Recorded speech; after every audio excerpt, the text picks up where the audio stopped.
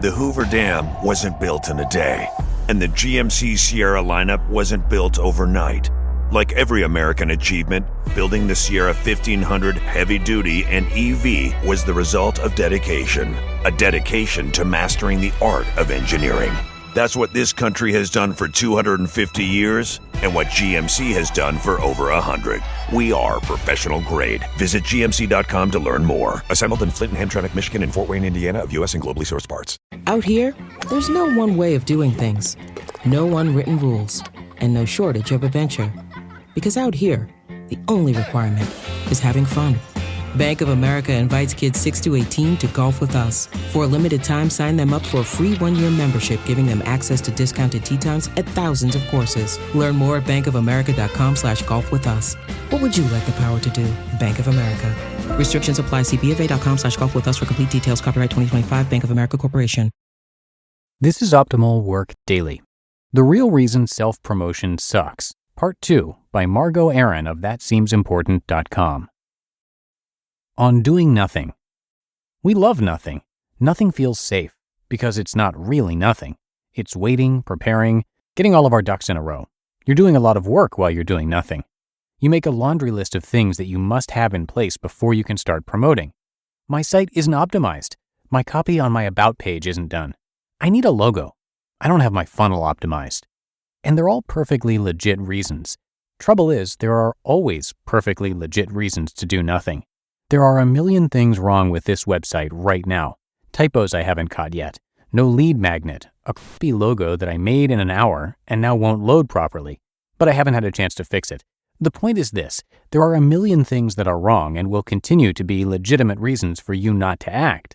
All of these all ladder up to the one real reason you're not promoting. Fear. Aversion to self-promotion has to do with fear. Is my pitch bad? Is this idea really dumb? What if people think this is stupid? What if no one cares? Here's the truth. Your pitch is bad. People will think what you're doing is stupid, and no one cares. Let's just start there. It's a heck of a lot easier. No one got on a bike and started riding, not even prodigies. Same rules apply here. You're going to suck at promoting yourself, your business, and your ideas until you've done it, a lot of it. Which is why, despite being perfectly wonderful marketing approaches, paid ads, social media, and affiliate marketing won't help you at this stage. They prevent you from addressing the real problem, fear, and that will follow you around for the rest of your life until you address it. The toe dip approach. I was never the kid who jumped straight into the pool if it was cold, or warm, or ever. I was scared of getting my hair wet and being really cold. You know, legitimate things.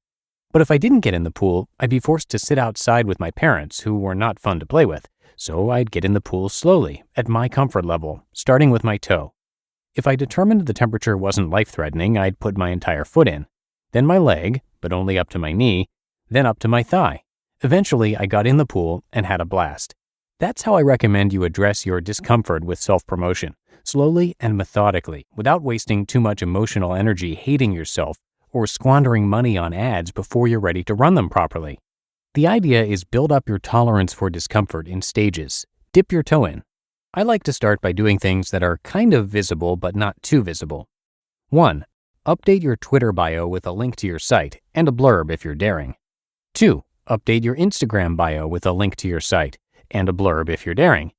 These don't broadcast your updates to anyone, so you can start to get comfortable with a link being live and existing in a technically public place, but no one will really see it.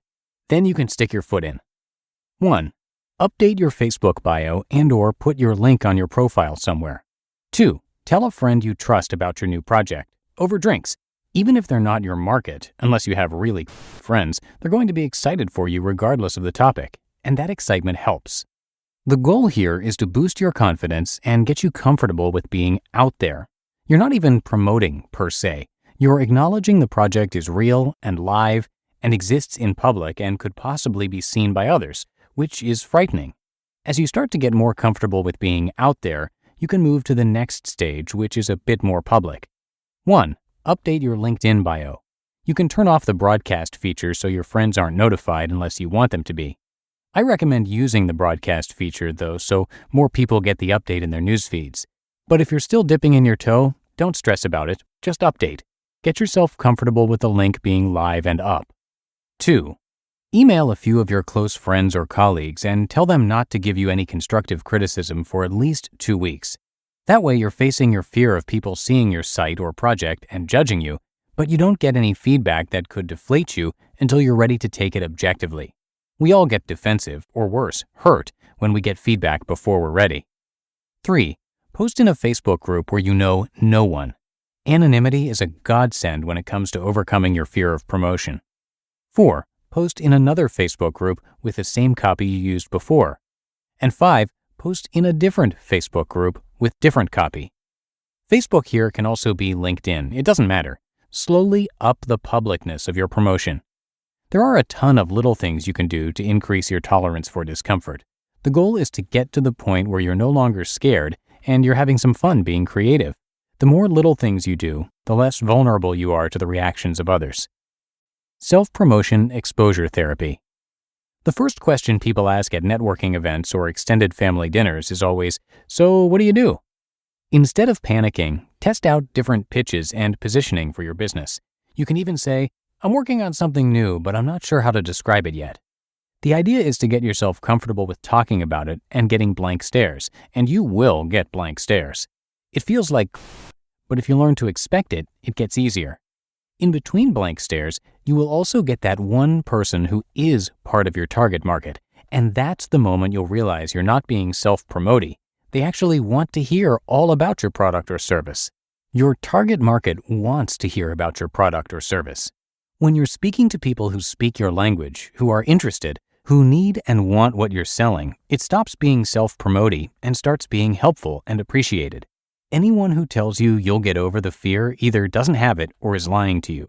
You won't get over the fear, but you will learn to act in spite of it. That's the goal, and soon it will feel normal. In the beginning, you want to follow the famous Paul Graham dictum, do things that don't scale. When you've gotten traction and you know your product or service sells, then you can scale, aka employ an affiliate strategy, run ads, hire experts, etc. Know why you're employing the marketing approach you're employing. The why should always be because this is the best way to reach my target market, and not because deep down you're avoiding doing the hard work of self-promotion.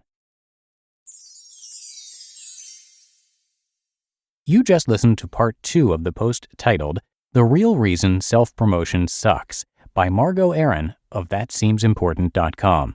Eczema isn't always obvious, but it's real.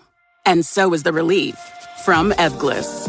After an initial dosing phase of 16 weeks, about 4 in 10 people taking Ebglyss achieved itch relief and clear or almost clear skin. And most of those people maintain skin that's still more clear at 1 year with monthly dosing. Ebglyss, lebrikizumab LBKZ, a 250 milligram per 2 milliliter injection, is a prescription medicine used to treat adults and children 12 years of age and older who weigh at least 88 pounds or 40 kilograms with moderate to severe eczema, also called atopic dermatitis, that is not well controlled with prescription therapies used on the skin or topicals, or who cannot use topical therapies. Ebglyss can be used with or without topical corticosteroids. Don't use if you're allergic to Ebglyss. Allergic reactions can occur that can be severe. Eye problems can occur. Tell your doctor if you have new or worsening eye problems. You should not receive a live vaccine when treated with Ebglyss. Before starting Ebglyss, tell your doctor if you have a parasitic infection. Searching for real relief? Ask your doctor about Ebglyss and visit ebglyss.lilly.com or call 1-800-LILY-RX or 1-800-545-5979. This episode is brought to you by State Farm. Knowing you could be saving money for the things you really want is a great feeling. Talk to a State Farm agent today to learn how you can choose to bundle and save with the Personal Price Plan. Like a good neighbor, State Farm is there. Prices are based on rating plans that vary by state. Coverage options are selected by the customer. Availability, amount of discounts and savings, and eligibility vary by state. And thank you again to Margo. You can come by thatseemsimportant.com to read a lot more from her. And if you're curious where the site name came from, there is a nice little section on her About page that I'll share with you. She says, "I want you to start being honest about who you are and what you want, to stop judging yourself by other people's success metrics and start defining your own. In order to do that, we've got to shed the layers of bullshit you've acquired over the years and rewrite the invisible scripts that are running your life. If we have any hope of getting you to blend meaningful work and making money, we need to get through the muck of the emotional baggage we'd prefer to ignore. So we're going to talk about that because that seems important." So there you have it. And now, if you haven't done so already, please do subscribe to this show in the podcast app of your choice, whatever you're using to hear me right now. That'll give you the new episodes automatically, so you're always caught up. You can also hit the follow button, depending on what app you're using, and either one would be just great to help us continue to bring you this great content.